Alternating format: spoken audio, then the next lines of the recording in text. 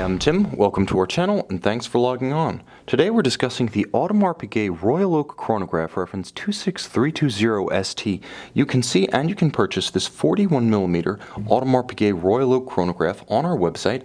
Subscribe to our YouTube channel if you enjoy these videos, and please click on the card in the upper right hand corner of the screen at any time during this video to see our full commercial sales listing for this watch, with additional accessories included in the sale, high resolution images for your desktop, and of course complete pricing details for this Audemars Piguet Royal Oak Chronograph.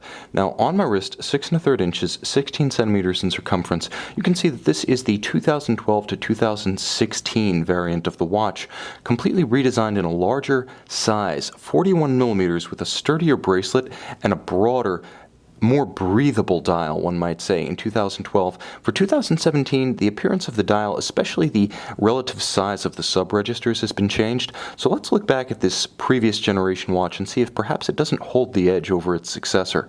41mm was a significant step for the Royal Oak line back in 2012.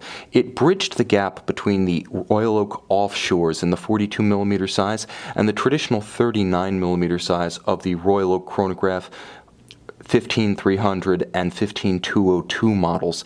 In a lot of ways, this watch wears with the elegance of a traditional Royal Oak, but with a wrist presence closer to the 42mm offshore. So that 41mm is across the round of the case, not inclusive of crown guard, crown, or pushers.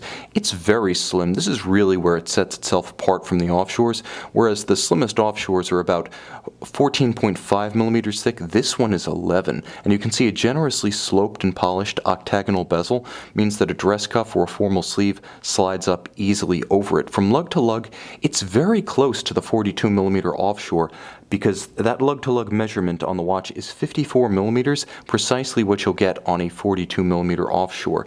Now the watch features the traditional Audemars Piguet steel Royal Oak bracelet, meaning it has that famous integrated look that Gerald Genta first penned in 1972, and the step from the lugs to the bracelet is visually apparent, but so smooth it's almost hard to feel. That's how finely finished the watch is. Metallurgy and case finishing is the highlight of every Royal Oak, and you can see that continues on the exquisitely crafted bracelet links. You can see there's a hairline polished bevel along the flanks of the outer links, satin finish on the outer shoulders, beautiful satin finish on the tops, and you'll even note a small amount of polish on the plots in between the intermediate links. That small flourish, that polish catches the light in beautiful fashion where the bracelet arcs around the wrist. Now on the underside, aesthetic excellence is matched by ergonomic excellence, as there are broad channels between the links such that this will not pinch skin and pull hair.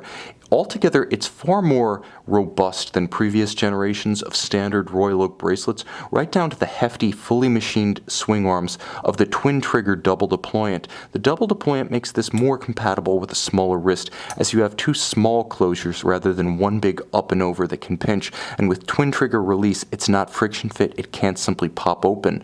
Now the case, of course, continues the level of metallurgy and hand finish that you see on the bracelet. Beautiful polished edges to the faceted and slightly curved octagonal bezel. You can see it's brushed or satin finished on its top.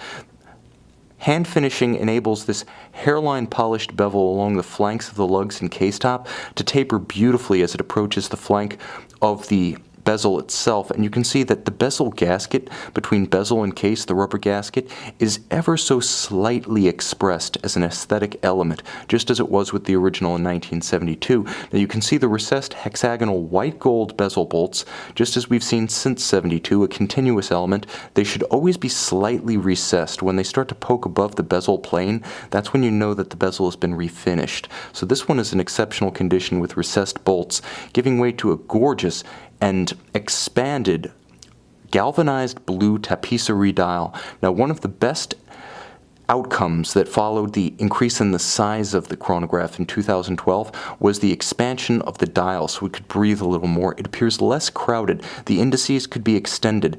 Elements like the sub-registers, the signature at 12 o'clock, and the date window didn't appear to be so confined. This watch breathes better.